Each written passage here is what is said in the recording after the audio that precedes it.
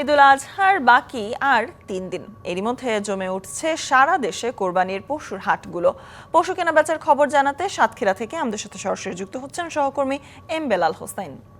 বেলাল, সাতক্ষীরার পশুর হাটে পশুর আগমন কেমন দেখছেন, তার পাশাপাশি ক্রেতারাও কি বলছেন?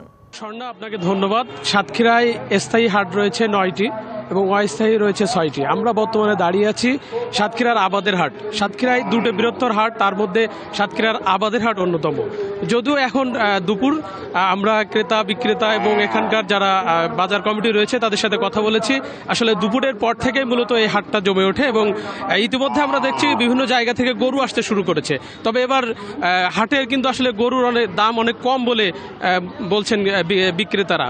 আমরা কয়েকজন খামারিদের সাথে কথা বলেছি। খামারিরা বলছেন আসলে গোখাদ্যের যে দাম বৃদ্ধি, সেই তুলনায় কিন্তু দাম তারা পাচ্ছেন না এবং ক্রেতাও খুবই কম, এবং ক্রেতারা এসে যে দাম বলছেন সেই দামে আসলে তাদের পক্ষে এই গরু দেওয়া সম্ভব হচ্ছে না।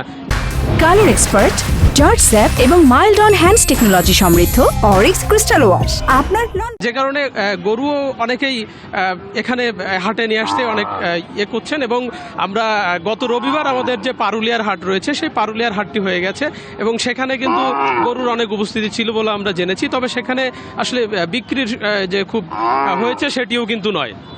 তবে কৃষকরা এবার শঙ্কায় রয়েছে, আসলে যদি এত কম মূল্য হয় সেক্ষেত্রে তাদের কিন্তু ক্ষতির সম্ভাবনা রয়েছে। একটি কথা আপনার মাধ্যমে আমি জানিয়ে রাখতে চাই, আসলে আমাদের সাতক্ষীরাটি একেবারে সীমান্তবর্তী জেলা। বিগত কয়েক বছর ধরে কিন্তু এই হাটে সেইভাবে ভারত থেকে বৈধ বা অবৈধ পথে গরু আসে না, কিন্তু এর পূর্বে যখন আসতো তখন চাষিরা ক্ষতিগ্রস্ত হতো।